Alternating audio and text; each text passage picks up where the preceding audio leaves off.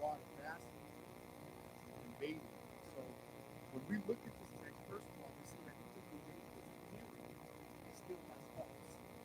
Even though he's known as a great king, he still has trials and tribulations. Even though he's seen as somebody that's great, you see that he has some issues. He put himself in the way of temptation. We have issues with our Christian walk. It's because we fall into temptation. The song says, "Lead me not into temptation, and deal with us." Put ourselves in a position to be tempted. Now, let's look at it. We know the difference between right and wrong. And many times we say, well, this is right, this is wrong. But we allow the thought process to get into our mind, to become tempted even before we act. The way that God wants us to live our lives is to not be tempted, but as we were human beings, not to put ourselves in the way of temptation. I tell a lot of my buddies all the time, I say, hey man, you know, when I was in the world, I used to hang with you. We used to do certain things. Now, if you want to stop doing those things, you got to stop hanging with those people who do those things. And so here's David. He's a king. He's anointed. He's appointed. He's sought after. Great. He's mighty. He wins wars. He has a castle. He does all these things. Yet still, he's a God after a man after God's own heart. However, we see him now falling into his temptation. Verse that reveals that David has succumbed to the luxuries associated with his power. What happens when I start getting good things? You get a good job, what happens? You start missing a little bit of church. You get a little bit of money, what do? Start on the wrong side. Right? And it's very common. And I was listening to this thing the other day. It says, what do when you've done everything right and you still fail? What do you do then? Because most of the time, as soon as we get something going good, we get a thing called spiritual amnesia. We forget what God brought us out of. David forgets what God brought him out of, and now gets caught up into a temptation that's going to actually really, really hurt him. Falls into sin. But I want you to write this down in your notes. The first thing that's down is spiritual guard. There's a thing called spiritual guard. We have to be spiritual. We have to protect ourselves spiritually. Because sometimes people think it's family, people who we know, and they think that we're trying to hold rollers.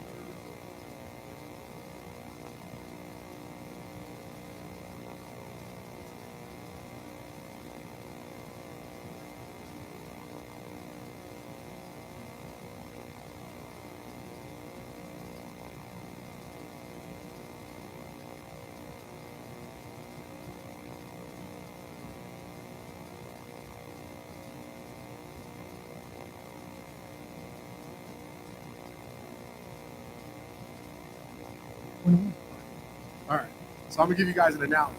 Why are trees smarter than people? Trees are smarter than people. People think that.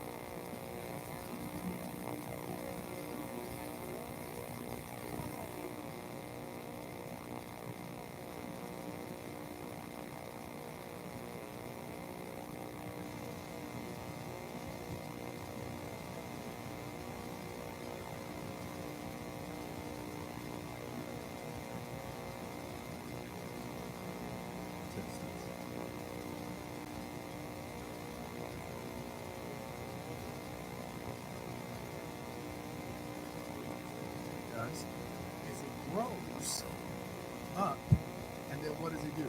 It stretches out these branches, and these branches become the burden bearers that's going to actually control the leaves. And so the branches get real, real wide, and they get real, real wide, and then they begin to do what? Now let me tell you why trees are smarter than people.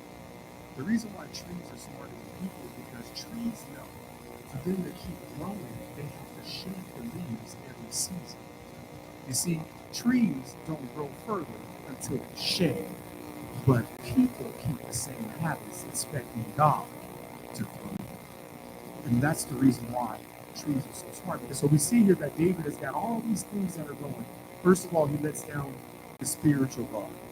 And we see in 11:2 that not only does he let down his spiritual guard, but he gets seduced as a king.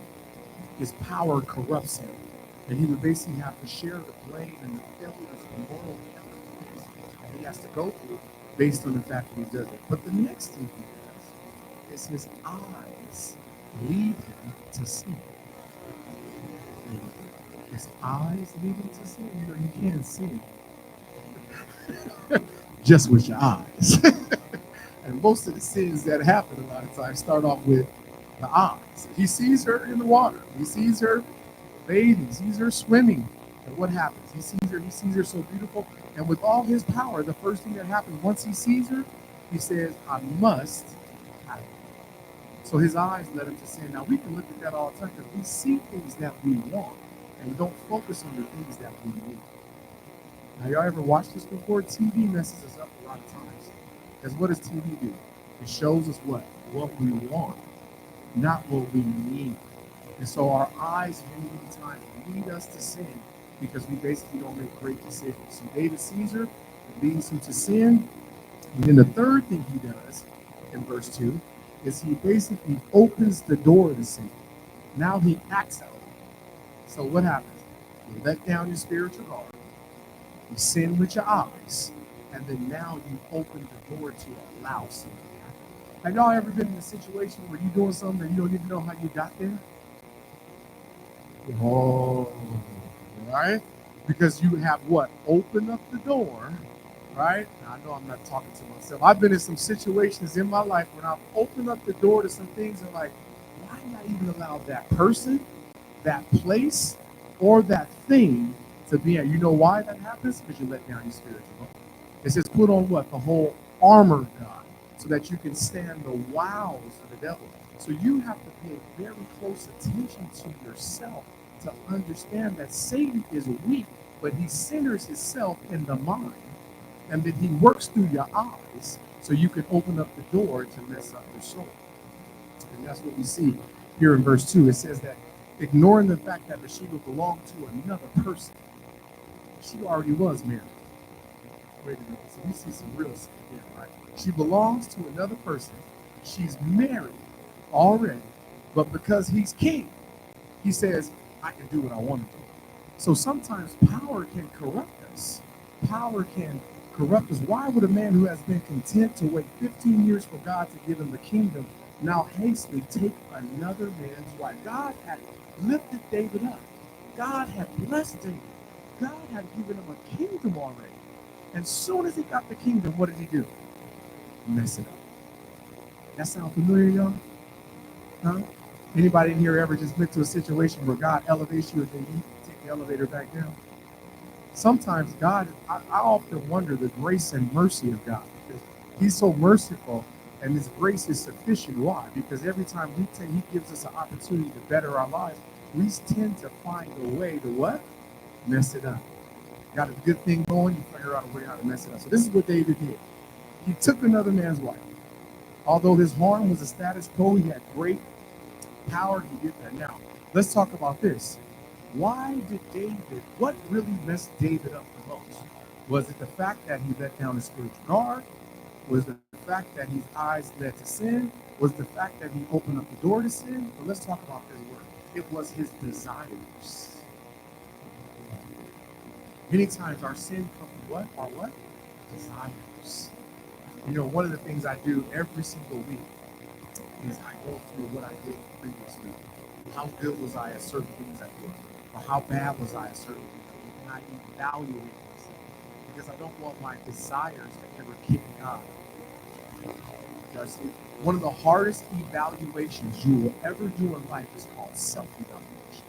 It doesn't happen during the life. See, when you do self-evaluation, and let's take it a step further. Let's say if you do spiritual self-evaluation, you would find out that you have less time to deal with people.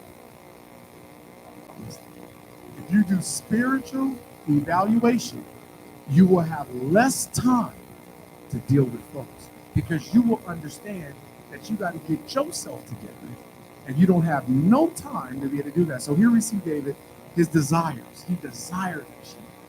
He wanted it because he had power, because he could do it. How many of us have ever done something because we can't? Just be nasty because you what? Because you can't. Just say something harmful because you what? Because you can't. Go out and do, I'm going through this right now with my 19-year-old son. You know, my 19-year-old son, he's so cute. I take care of his phone bill, his car bill, rent. He worked for his daddy. And the other day he decided that he wanted to be grown. I said, oh, I don't add, I subtract.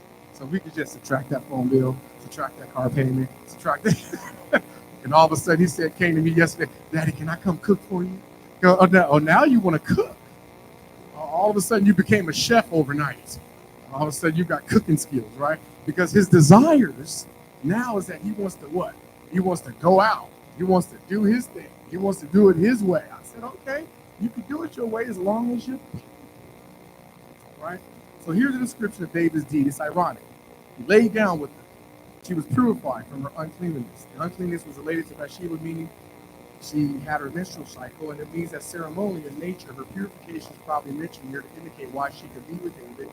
It also tells us that she was not pregnant at the time. The irony is that when she who were ceremonially clean became morally defiled by their sins. So she was ceremonially what? Clean. She was a woman that was ceremonially what? Considered clean, but David did what? Ordered her to become what? Unclean. Right? Through the act. All right. Right? Right? All right. So let's look at 11 and 5. 2 Samuel 11:5, and it says that the woman conceived and sent and told David, it said that I am with a child. So you look at 5, it just was the result. So here we go, we see the result. David actually did all these things, but then he impregnates her in 11 and 5, and now she's with child. Now let me ask you a question. David is king, he's beloved, he's looked up to, he's somebody who is what? He's respected, and now he didn't went out and got somebody pregnant. Another man's wife. Do y'all understand the saying, there's nothing new under the sun? When y'all hear these things, oh my God, such and such did this. Can you believe that? Yeah. We are the descendants of the tribe of Israel. We've been doing this for a lot of years. This is not something new. So she conceived, and since she was not pregnant when they laid down, David with her husband had been away at war. So let me make it clear for y'all in 11 and 5, and then we'll look at 11 and 14. But it says that since she was already married, and since she was married, she would never, her husband was away at war. Now the text actually defines this, that now back in the day, when they went off to war, they went off for a long time. So now that she's with child, you know it didn't come from her husband. It came because David was sitting down, messing around with her. So she had been away at war. It was clear to David that the father was an unborn child, therefore he was him. Let's look at 11 and 14. 11 and 14 through 18. So 11 and 14, 2 Samuel 11, 14 through 18 says, and it came to pass in the morning that David wrote a letter to Joab, and he sent it by the hand of Uriah. And he wrote in the letter saying, set me Uriah in the forefront of the hottest battle, and retire ye from him that he may be smitten and die. Verse 16 says, and it came to pass when Joab observed the city, that he was assigned to Uriah unto a place where he knew that the valiant men were. Verse 17 says, and the men of the city went out and fought with Joab, and there fell some of the people of the servant of David, and Uriah the Hittite died also. Then verse 18 says, then Joab sent and told David all things concerning the war. Now let me look at this. 11 and 14, David gives a command, and now he was desperate, and the only remaining solution he could imagine was to have the husband of Bathsheba killed. The only thing he could think of was to basically say, let me make sure her husband dies to stay away from embarrassment. Now let's think about this for a minute, y'all. Here's David. He's a king. He's a man after what? God's heart. He's elevated. He waits for 15 years to do this. He meets Bathsheba, sees Bathsheba, falls to sin, sleeps with Bathsheba. Now the sin goes on. What's the point that I'm making? When you fall to sin, your sin will keep on rolling with you until you learn how to go to God and get rid of it. Some of us suffer with things that we don't even understand that we have not let it go because we have not taken it to God. And the sin gets worse, y'all. Let me help y'all this morning. Sin grows. Yeah. I'm thankful to God for being saved. I'm thankful to God for being in the body of Christ. I'm thankful to God for Him being my Father, but I'm also thankful to God for Him renewing my mind. Because when you fall to sin, if you don't get your mind renewed, you'll keep on doing the same thing over and over, expecting a different result. It's the definition of what? Insanity. You become insane. Have y'all ever seen a lot of insane folks? I'll tell you what insane is. Coffee and still smoking cigarettes. That's insane. Right? Right? Drinking and you can't handle the drink. That's insane. Being in a relationship that's abusive and still calling them honey boo boo. That's insane. Dealing with folks who are still robbing, cheating, dogging you, treating you like the bottom of their shoe, and you still call them your friend. That's insane. So a lot of times it's because of our reprobated mind. You do understand that Satan will get you where? In the mind.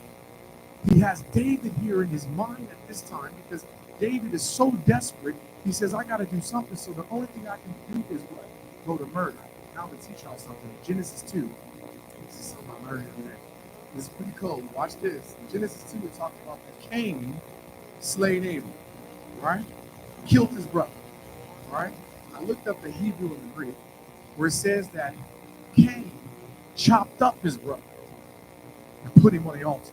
The Bible talks about that word blood, the word dung in the Hebrew, means that not only did Cain kill his brother, but he also killed his generations. In other words, it means that when you kill someone, you don't just kill them, you kill their bloodline, and you will be held accountable when you see God for the generations that that person might have had.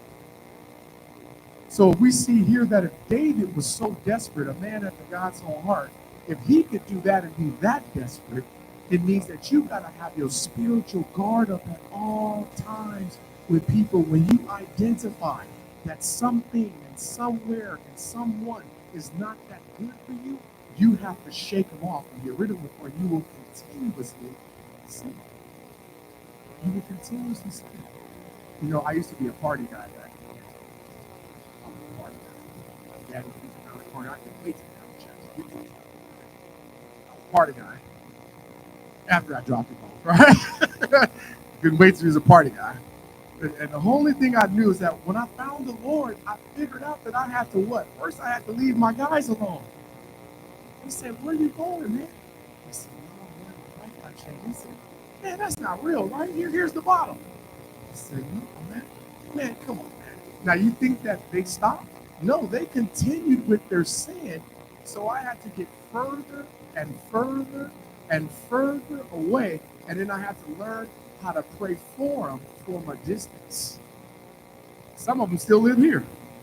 Because I'm from here, right? Born and raised out here. But I see them today, and when I stop and I see them, I jump out my car and I pray for them because I know that they still have the same sin. I'm 52 years old. I just turned 52 years old. And you can imagine we was doing that in our 20s and our 30s. It's 20-something years later. So what am I saying to y'all today?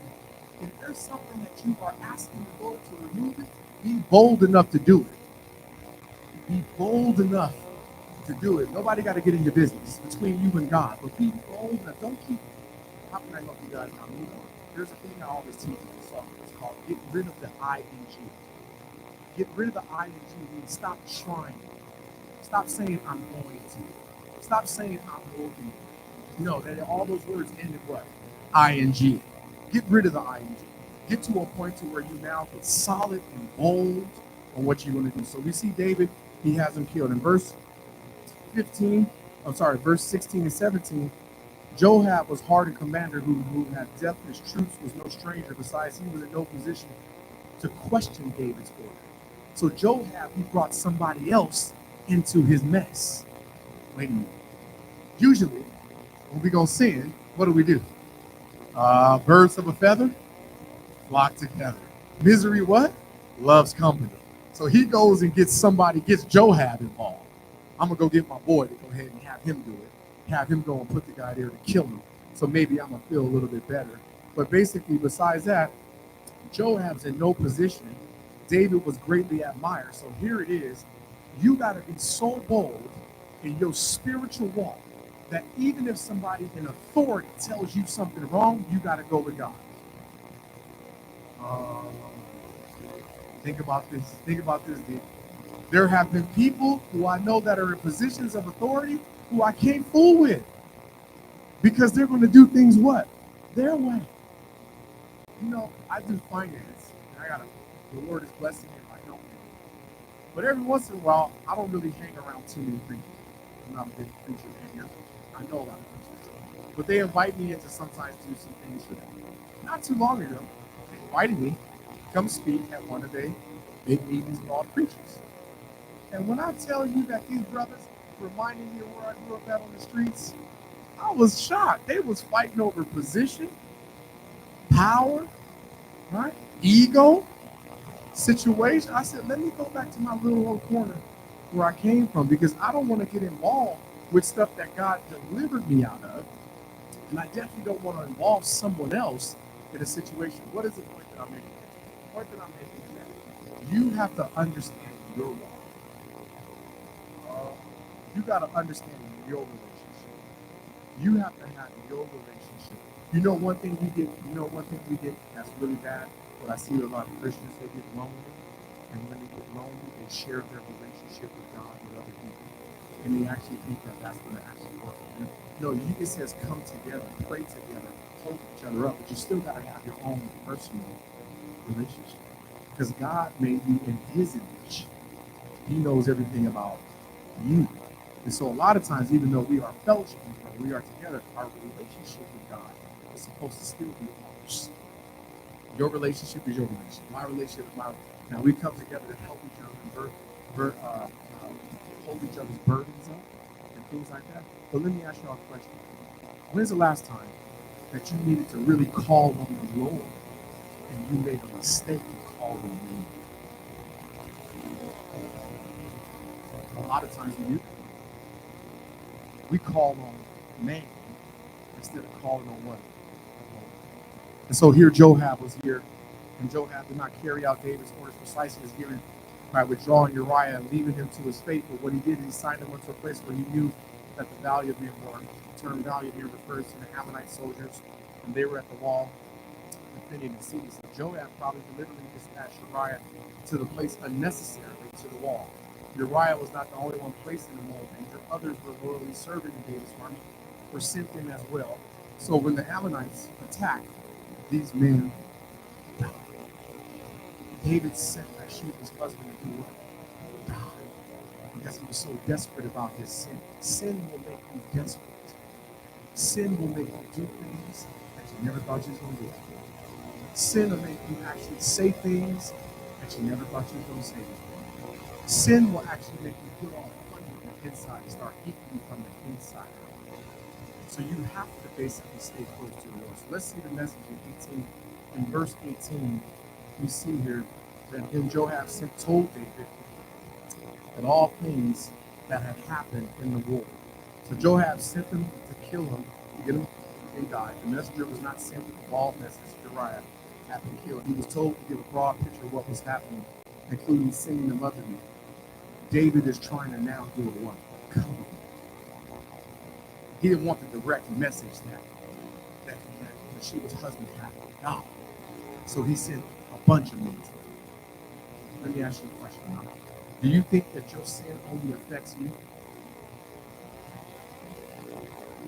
Affects me. When you think that you're hurting yourself, you have to understand that Satan is so cunning about what he'll do is he'll make you so self-centered, he won't even allow you to understand that your sin is hurting others. Some of us who have children, when they go through stuff, their sin hurts us.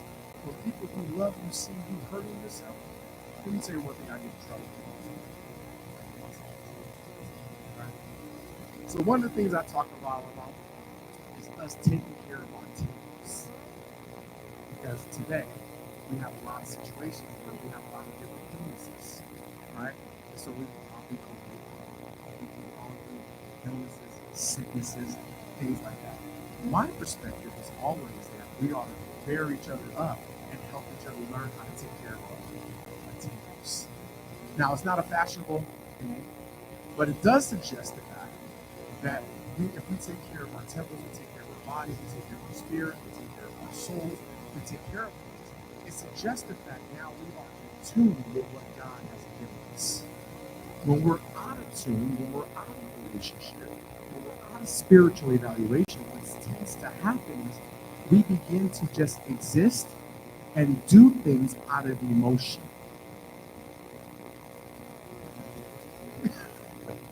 Right?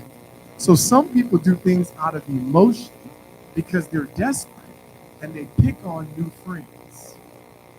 Who is the new friends out there? Okay. Who do you think the new friends are? Some of the new friends is what? Food. Who's the new friend? Drinking.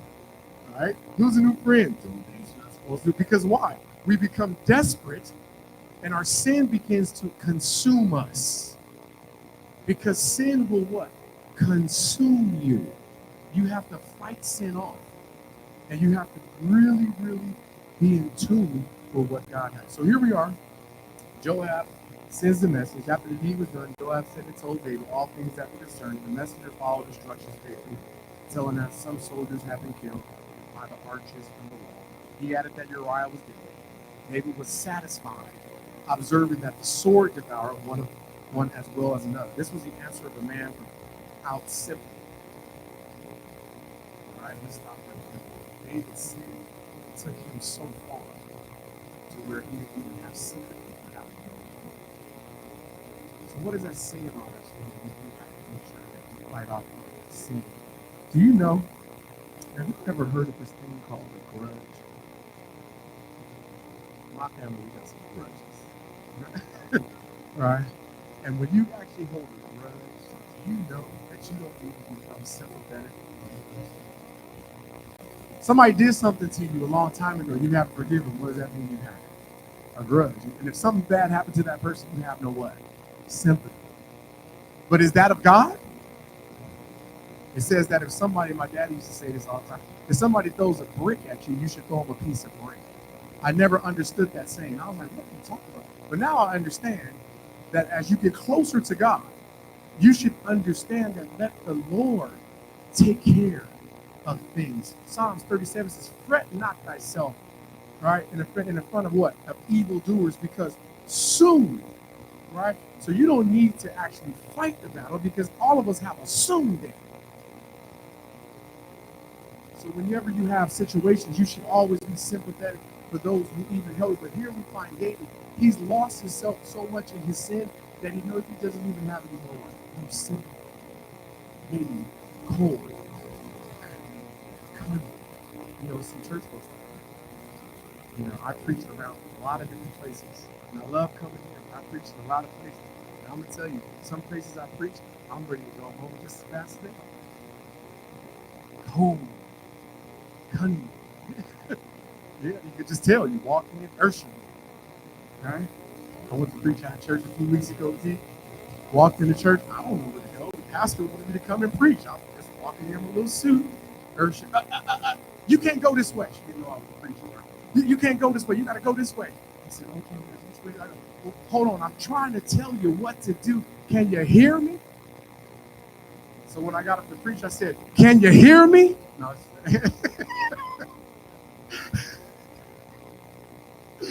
Anyway, all right. Verse. I don't know where I was going. Anyway, I just remembered. All right. So let's look at verses 26 and 27. And we'll wrap up there. Verse 26, 27. And when the wife of Uriah heard that Uriah, her husband, was dead, she mourned for her husband. 27 says, and when the morning was past, David sent and fetched her to his house. And she became his wife. Bare a son. But the thing that David had done was displeasing to the Lord. So we look at verse 26. Bathsheba received the news of her husband's death, mourning for him. Most likely it lasted about 7 days. The ignorance thought was that Bathsheba mentioned by name only once. She's otherwise called the wife of Uriah. So they don't even recognize her. They only recognize her name. What? But here she is mourning for her husband. And she basically, it was clear that God wished to emphasize that she belonged to Uriah, not to him. That's why her name is only mentioned what? One time. You see, what God has for you, he has for you. And you should not ever want what God has for someone else. Isn't that a common thing that most people who never talk about that a lot? Sometimes we waste so much energy worrying about thinking if the Lord blessed us, if he's blessing somebody else abundantly. Let me tell you, ladies and gentlemen, that most of the time you don't even understand the mess that comes with some of the stuff of people that are being blessed. Just because they have materials do not mean that they're blessed. But we see that David had taken something that did not what? Belong to him. Impregnated her. She had a child. He kills her husband. And now she's mourning. So he figures as this sinful thought process, let me get her to my house and now marry. Y'all see how the sin just keeps moving along? Sin just keeps on growing. And here it is in the Bible. When we talk about David, we always say, I will bless the Lord. Right? That's what we remember.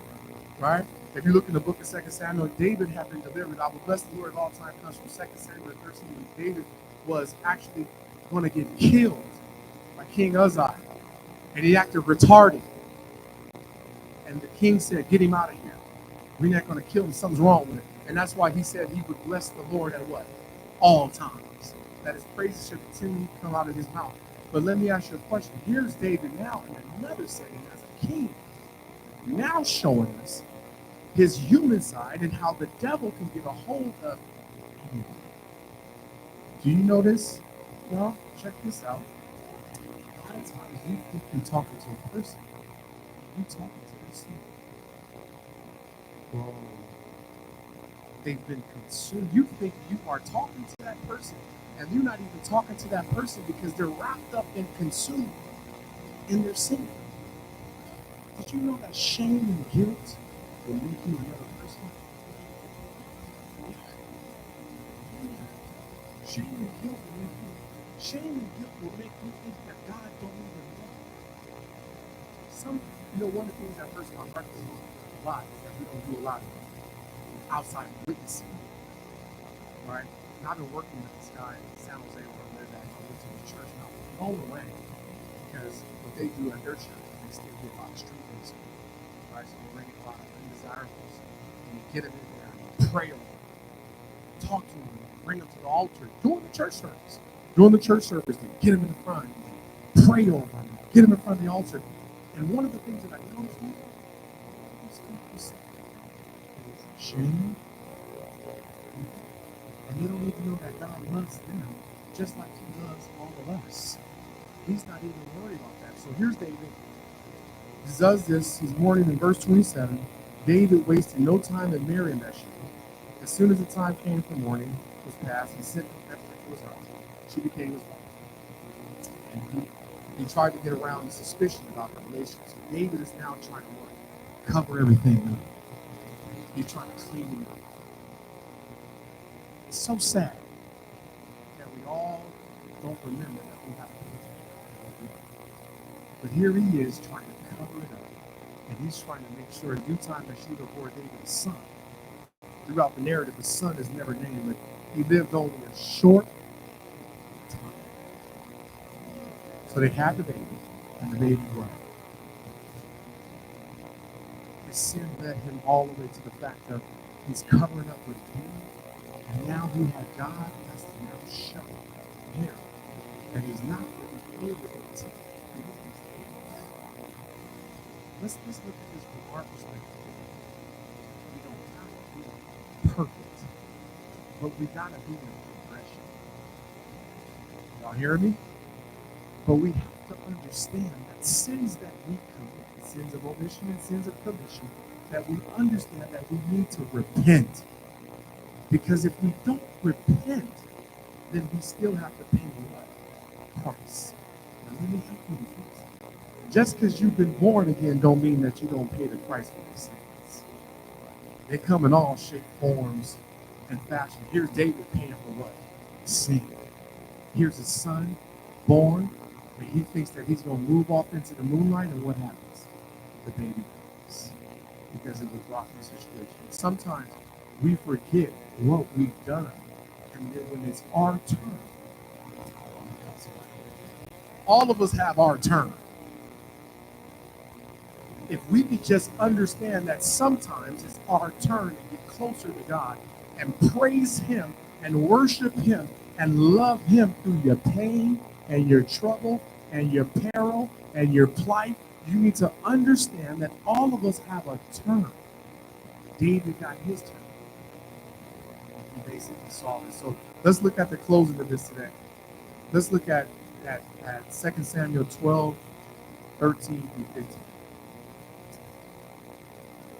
Let's see what he does. He marries her, loses the baby dies.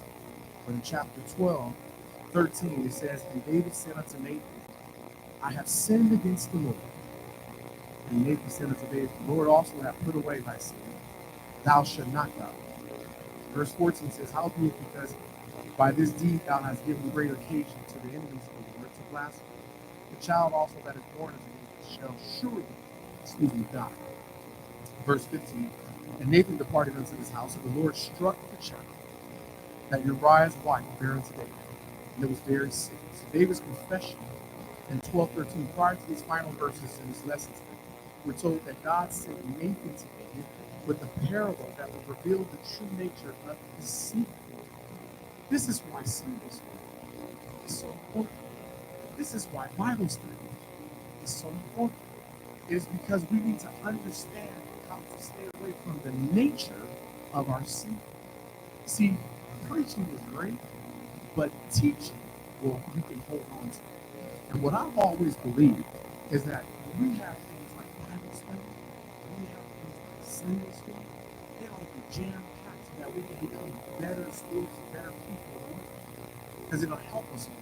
But here we see that Nathan is sent as a messenger just to remind him and let him know that what you did, bro, you're going to have to pay. And so we see that he's there. He confesses. And David is faced with the hindrance of his sin. David responded, I have sinned against the Lord. So he confesses, and his confession was genuine. He made no excuse, and he did not try to minimize the sin.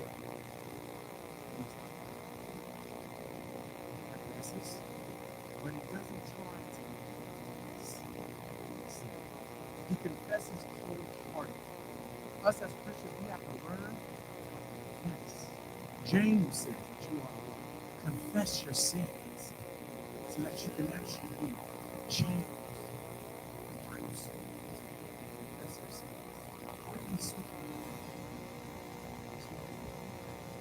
your sins. How many of us get upset sometimes and say, that's not your business? Well, maybe if you confess it, you could get it off of you. All right? Do you know that sometimes it cracks me up? Think of this. If someone comes and confesses their sin, we judge them.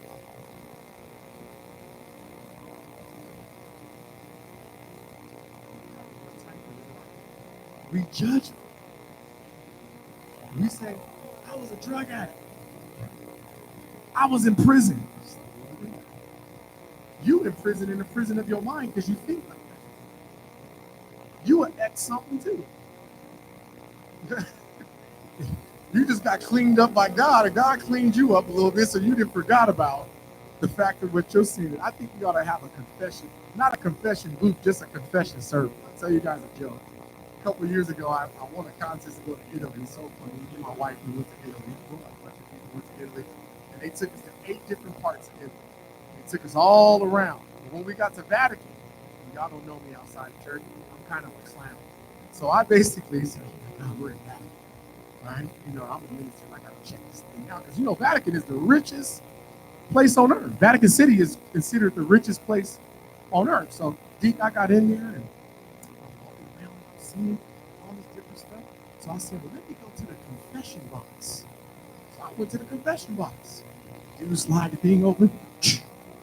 My son, tell me, how long has it been since your last confession? I said, well, this is my first time. So he said, this is your first time. I said, yeah, man, I'm trying to get used to this thing. It's my first time. He said, are you Catholic? I said, I'm a believer. He said, are you Catholic? I said, I'm a believer. He said, so he didn't want to give me a chance to confess because I wasn't Catholic. And sometimes what we do now is we forget that we belong to God, that confession is the way that we get things off of us. That's the way that we can grow. Do you know that people get scared of you when you start telling the truth? Yeah. I'm serious, y'all. Let me tell y'all this for real. Like they say, keep it real. When I started confessing and talking about what I used to be and what I used to do, I learned that Christian folks sometimes didn't even want to be around me.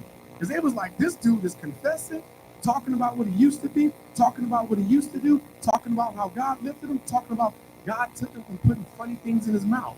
God changed him from drinking. God changed him from doing this. God changed him from doing that. And when I started doing that, a lot of the people who said that they was my brothers and sisters in Christ didn't want to hang with me no more. Ain't that a place? It was like, rude, man. This confession thing, bro, you can't be doing that. You embarrassing us. David confesses. Nathan comes to tell David. He says, hey, by the way, I'm just here to let you know that your son's going to die. Even though you confessed. So we started off this lesson today. We said that first, David let down his what? His spiritual guard. Second of all, David allowed his eyes to lead him to see. Be careful what you're looking at. Right? But then it says also that then David opened up the door to see. You have to be careful to understand that your eyes will lead you to your action. Yeah. A lady came up to me the other day. She said, "Family, I'm dealing with the sugar." I said, "Oh, bless you," but she got a piece of cake in it. I said, "I'll pray for you, right? Let me get that piece of cake back." She's like, "No, I gotta finish this right now. This is some pound cake, right?" So anyway, to close this out today, David confesses, and he says, confession was genuine. Nathan, last verse, 13 through 15, Nathan pronounced, Nathan reassures David that the Lord would forgive his sin and that he would not die, even though David deserved to die. And that himself had proclaimed that the reaction to Nathan's parable, the law provided no sacrifice, but it prescribed a penalty to David that his son would do. So let's look at this lesson today. Even though David had done all these things, even though the Lord had forgiven David, there was still a penalty. Everybody say penalty. Stop crying about your penalties. I'm going to close out here. There's a penalty for your sin. But God didn't what? He didn't kill you. You're still breathing. He woke you up this morning. He started you on your way, but there's still a what? A penalty. What's that penalty? Just because you came out of the sin, just because you stopped performing sin, just because you stopped doing things does not mean that down the road there's not a what? A penalty. So as we would say, suck it up, buttercup. You gotta go through some things. All right? Some of us got kids like me. I got 5 kids. And sometimes I wonder, why do they act like aliens? Because I'm paying a what? A penalty. Oh, you forgot what you used to do. You forgot how you used to be. Now the penalty now is that now you got to look at yourself in the mirror. I'm keeping it real with somebody. Let me get out of here, right? Because the penalty of sin has residue. It's residue. That's why we have to have a relationship with God to understand that God loves us.